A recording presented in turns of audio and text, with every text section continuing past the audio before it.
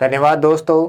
Mind up study YouTube channel में आज अपन तीसरी क्लास लेकर के आ रहे हैं उन्हीं राजस्थान के लोक देवताओं के क्रम में। और आज आपका भाई और अपन अपन साथ में पढ़ेंगे मिलकर के लोक देवताओं में मेहाजी मांगलिया, जो कि पंच पीरों में गिना जाता है। तो देखिए प्रसिद्ध लोक देवता मेहाजी मांगलिया।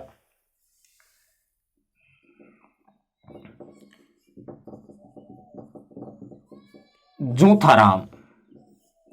इस जूथाराम के दो बेटे, एक का नाम है गोपाल दास और दूसरे का नाम है उदा। एक का नाम गोपाल दास है और दूसरे का नाम है उदा। जूथाराम के दो बेटे।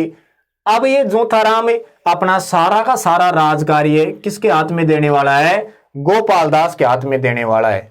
दूसरा जो बेटा था उदा, इसको हो गया चटका कि अपने पिता की सारी संपत्ति किसके हाथ में जाने वाली है? गोपाल दास के हाथ में जाने वाली है। और अपन तो ऐसे रहेंगे। कुछ समय पश्चात इस जूथाराम ने गोपाल दास की कर दी शादी और इनके पत्नी का नाम था लुआ। जैसे ही गोपाल दास की शादी कर दी, बेचारे उदा को हो गया डबल चटका। पिताजी सारी की सारी संपत्ति भी उदा को देंगे और ये शादी भी किसकी कर रहे हैं? गोपाल दास की कर रहे हैं। उदा को चटका होना था, सब कुछ उदा के हाथ में जा रहा है। उदा बेचारा वैसे ही बैठा है कि तू तो ऐसे ही, तेरी तो फाइल निपट जाएगी। अब कुछ समय के पश्चात ऐसे गोपाल दास, जूथाराम भी सांकला था, गोपाल दास भी सांकला, इनको एक पुत्र प्राप्त हुआ जिसका नाम था मेहाजी मांगलिया। ये मांगलिया मेहाजी का गोत्र, मांगलिया गोत्र से जाने जाते हैं मेहाजी, क्योंकि इनका लालन पालन इनके ननिहाल में हुआ था। ये अपने इस वीडियो में पढ़ने वाले हैं कि इनका लालन पालन इनके ननिहाल में क्यों हुआ।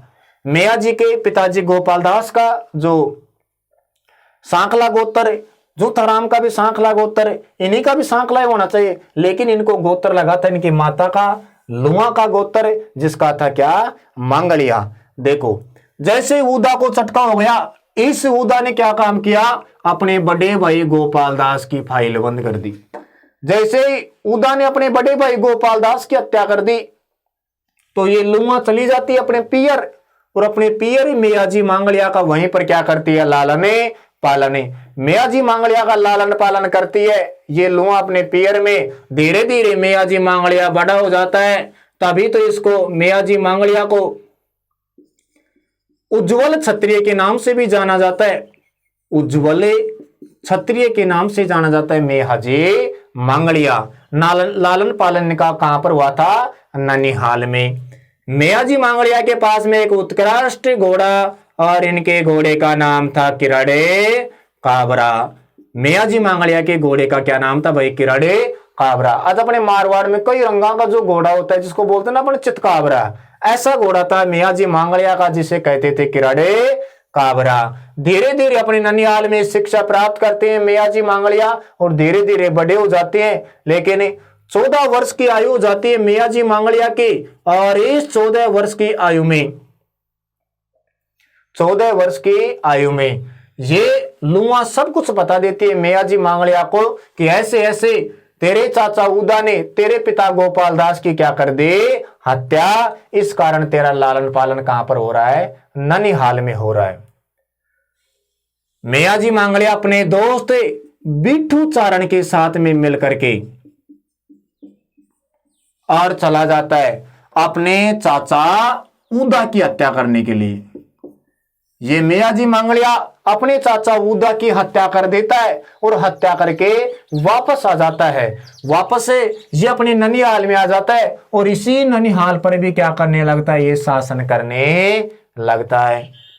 गोपाल दास की हत्या हो गई, शासन कर रहा है मेहाजी मांगलिया।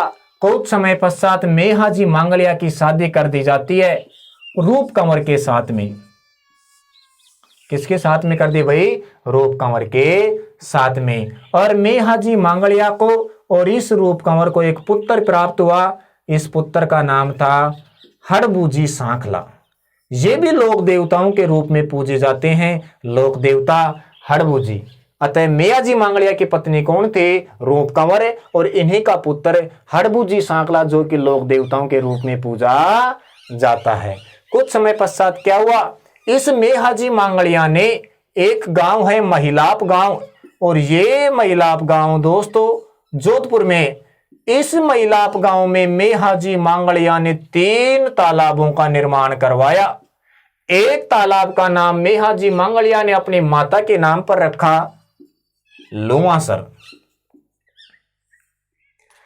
एक तालाब का नाम इन्होंने रखा खुद के नाम पर मेहासर, और एक तालाब का नाम इन्होंने रखा अपने पुत्र के नाम पर हड़बूसर। अतः कितने तालाबों का निर्माण करवाया? 3 तालाबों को निर्माण करवाया। एक तालाब का नाम लुआसर, एक तालाब का नाम रखा मेयासर, और तीसरे तालाब का नाम रखा हड़बूसर। 3 तालाबों का निर्माण करवा करके कुछ समय पश्चात क्या होता है? इस अपने गांव को छोड़ करके अपनी पैतृक जन्म स्थली पर आ जाता है और यहीं पर शासन करने लगता है। अब इसका ननियाल हो गया खाली, ननियाल खाली हो गया। किसका? मेयाजी मांगलिया का। ननियाल खाली होते हुए देख करके जैसलमेर का एक राजा, ये जैसलमेर का राजा राणा राणंगदेव मौका पा करके आक्रमण कर देता है मेयाजी मांगलिया के ननिहाल पर। बापिनी गांव पर आक्रमण करता है ये राणा राणंगदेव। जैसे ये आक्रमण करता है, पता चलता है मेयाजी मांगलिया को। मेयाजी मांगलिया मन ही मन सोचते हैं कि यार तेरा लालन पालन तेरे ननिहाल में हुआ, और अगर तेरे जीते जी को तेरे कोई ननिहाल पर आक्रमण करे, इससे अच्छा तो तेरा मर जाना ही ठीक है। तुरंत ये मेयाजी मांगलिया चले जाते हैं अपने ननिहाल में और युद्ध करते हैं, भयंकर युद्ध करते हैं जैसलमेर के राणा राणंगदेव के साथ में। ये दोस्तों मेयाजी मांगलिया जैसलमेर के राणा राणंगदेव के साथ में लड़ते हुए वीरगति को प्राप्त हो जाते हैं। जब ये वीरगति को प्राप्त हो गए तो आज भी इस बापिनी गांव में लगता है मेयाजी मांगलिया का मेला। बापिनी गांव तहसील है फलोदी, जिला जोधपुर। इसी बापुनी गांव में मेयाजी मांगलिया का प्रतिवर्ष भाद्रपद महीने के कृष्ण पक्ष के अष्टमी के दिन क्या लगता है? इनका मेला। अतः ये हुए अपने एक लोक देवता मेयाजी मांगलिया। मेयाजी मांगलिया के पिताजी का नाम कीतू करनौत भी कई स्थानों पर मिलता है, लेकिन अपन यही पढ़ते रहेंगे। अतः बापिनी गांव में ये लड़ते हुए जैसलमेर के राणा राणंगदेव से लड़ते हुए मारे गए। भाद्रपद कृष्ण अष्टमी को इन्हीं का बापिनी गांव में क्या लगता है? इनका मेला। पत्नी का नाम था मेयाजी मांगलिया की पत्नी का नाम रूप कंवर, पुत्र का नाम था हड़बूजी सांखला। धन्यवाद दोस्तों। मेयाजी मांगलिया आपको समझ में आया होगा। अब इसी क्रम में इसी वीडियो में अपन इनके बेटे हड़बूजी सांखला के बारे में पढ़ते हैं। देखो हड़बूजी सांखला, मेयाजी मांगलिया की पत्नी का क्या नाम था? रूप कंवर, और इन्हीं का एक पुत्र था हड़बूजी सांखला। ठीक है,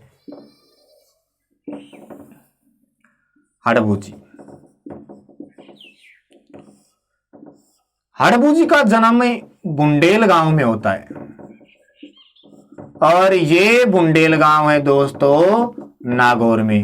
बुंडेल गांव नागौर में हड़बूजी का जन्म हो जाता है। इस हड़बूजी का एक था मोसेरा भाई, और मोसेरे भाई का नाम था रामदेव जी। रामदेव जी हड़बूजी का था भाई मोसेरा भाई।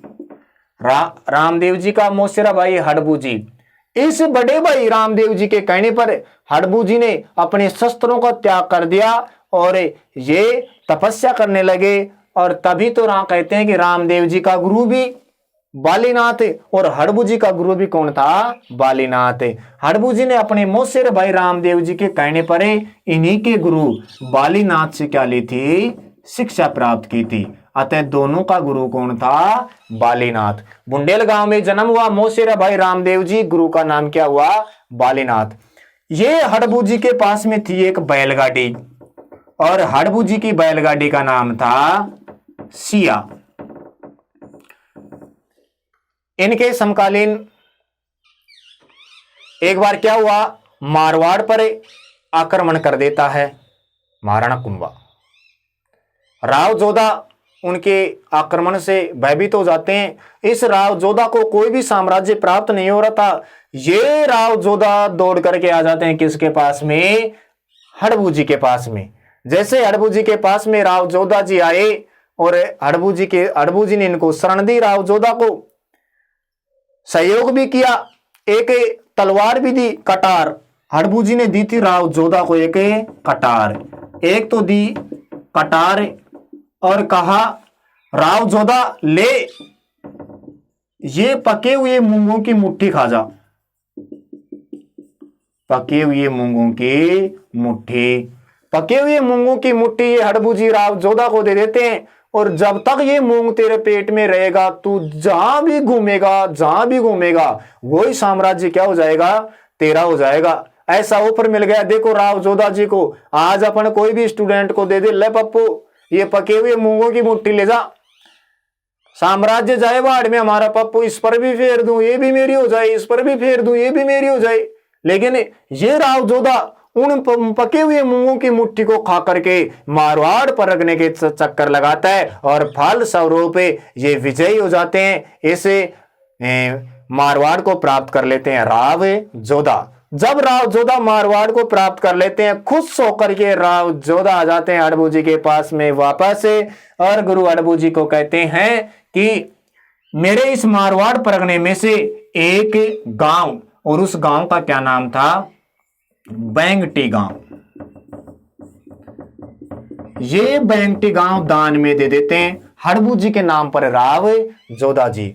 अब हड़बू जी भी अपने बुंडेल गांव नागौर जन्म स्थली को छोड़ करके चले जाते हैं बैंगटी गांव में। यहां जाकर के हड़बू जी करते हैं गौशाला का निर्माण, और इस गौशाला में लाचार, दीनहीन, दुखिया, बेसहारा, अपंग गायों की करते हैं सेवा। हड़बू जी कहते हैं कि परगने से चारा लाया करते थे और अपनी सिया बैलगाड़ी में चारा ला करके गायों को चारा भेंट किया करते थे। कहते हैं इस परगने में जब भी कोई अकाल पड़ता था, ये हड़बू जी अपने रतन कटोरा और सोन चुड़िया जो रामदेव जी ने भेंट की थी, उनसे अपने परगने में ये बाजरी भी बांटते थे और कहते थे कि किसी का कोई पशु भूखा नहीं रहना चाहिए, चारा लेकर के जाओ, कोई आदमी भूखा नहीं सोना, बाजरी लेकर के जाओ। रतन कटोरे से ये बांटते थे, लेकिन एक बोरी बाजरी में पूरे मामला सल्टा दिया करती, वो खत्म नहीं होती थी। रतन कटोरे का कमाल था जो कि रामदेव जी ने इनको भेंट में दिया था। खूब सेवा की हड़बू जी ने। और कुछ समय पश्चात ये रामदेव जी, आप सभी को पता है कि राम सरोवर रुणीचा रामदेवरा में भाद्रपद शुक्ल एकादशी को जीवित समाधि लेते हैं। समाधि लेने के 4 दिन बाद हड़बू जी से मुलाकात करते हैं। हड़बू जी से मुलाकात करते हैं कौन है, रामदेव जी। हड़बू जी राह में जा रहे थे, रास्ते में खेजड़ी के पेड़ के नीचे, खेजड़ी का वृक्ष तो आप जानते होंगे, राजस्थान का राज्य वृक्ष है, स्थानीय भाषा में तो इसको जाटी कहते हैं, भारतीय धर्म ग्रंथों में इस खेजड़ी को समी कहते हैं। वैज्ञानिक नाम प्रोसेपिस सिनेरेरिया, कन्नड़ में इसे बन्नी कहते हैं, खेजड़ी को तमिल में तो पेमे कहते हैं, सिंधी में खेजड़ी को छोकड़ा कहते हैं। राजस्थान का कल्प वृक्ष, किसान का अकाल मित्र। वर्ष 1983 में इसे राज्य वृक्ष का दर्जा प्राप्त हुआ था। वर्ष 1988 में खेजड़ी पर 60 पैसे का डाक टिकट जारी किया गया था। वर्ष 1991 में खेजड़ी को बचाने के लिए एक ऑपरेशन खेचड़ा नामक कार्यक्रम चलाया गया था। वर्ष 1994 में खेजड़ी पर एक अमृता देवी विश्नोई पुरस्कार प्रदान किया जाने लगा। वन एवं वन्य जीवों के क्षेत्र में यह पहला पुरस्कार तो जोधपुर के गंगाराम विश्नोई को प्रदान किया गया। वर्ष 1730 ईस्वी में जोधपुर के महाराजा अभय सिंह के काल में अंधाधुंध खेजड़ी के वृक्षों की कटाई की गई, जिसका नेतृत्व अमृता देवी के ने किया और इसमें 363 लोगों की जान गई। अतः इस पर एक साके 363 फिल्म का भी निर्माण किया गया। यह वृक्ष वर्तमान में अपने अस्तित्व की लड़ाई लड़ रहा है, क्योंकि खेजड़ी में एक रोग लगता है और वो रोग अत्यधिक छंगाई करने से लगता है। उस रोग का तो नाम है बफोड़ा। बफोड़ा के भी कई रोकवक शैलेश टरना गायको टरमा गोना डामा लुसियडुस अन्य इत्यादि कवकों के कारण ये खेजड़ी का वृक्ष वर्तमान में विलुप्त होता जा रहा है। अतः इस खेजड़ी के वृक्ष के नीचे बैठा था कौन है? रामदेव जी। और इधर से गुजर रहे थे कौन? हड़बू जी। जैसे ही रामदेव जी की और हड़बू जी की मुलाकात होती है, ये रामदेव जी समाधि लेने के 4 दिन बाद अपने मौसेरे भाई हड़बू जी से मुलाकात करते हैं। और इस मुलाकात में इनको भेंट में जो दे रखा था सोहन चुटिया, सोहन चुटिया है रतने कटोरा, मुलाकात होकर के लेकर के चले जाते हैं। लेकिन बाद में हड़बू जी को पता चला कि रामदेव जी ने तो समाधि ले ली, समाधि लेने के बाद में अपने से क्या की है? मुलाकात। तभी ये हड़बू जी भी अपने मौसेर भाई रामदेव जी के पास में राम सरोवर होनेचा रामदेव राम में जीवित समाधि लेते हैं। राम सरोवर रामदेव राम में उनके मुलाकात के 4 दिन बाद समाधि लेते हैं। अतः रामदेव जी से कितने दिन बाद समाधि ली?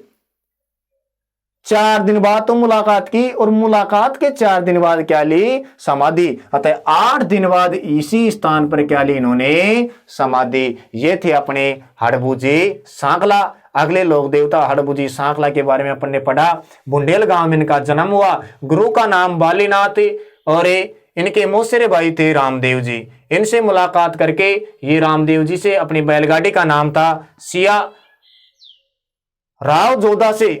राव जोधा ने इन्होंने आशीर्वाद स्वरूप एक कटार और एक पके हुए मूंगों की मुट्ठी प्रदान की थी। बदले में इनको बैंगटी गांव दान में मिला था, जहां पर हड़बू जी ने गौशाला का निर्माण करवाया। लाचार दीनहीन दुखिया बेसहारापन गायों की क्या की? सेवा। और इसी खेजड़ी के नीचे मुलाकात की अपने मौसेरे भाई बड़े भाई रामदेव जी से। और यहीं पर मुलाकात के बाद में पता चला इनको, तो मुलाकात के 4 दिन बाद उसी स्थान पर हड़बू जी भी समाधि लेते हैं। धन्यवाद दोस्तों। इसी क्रम में अपन पढ़ते रहेंगे राजस्थान के सारे लोक देवता। आपका भाई सुरेश खोड़ा आप सभी दोस्तों का इस YouTube चैनल में आग्रह करता है, सम्मान करता है। धन्यवाद। खमा गणी।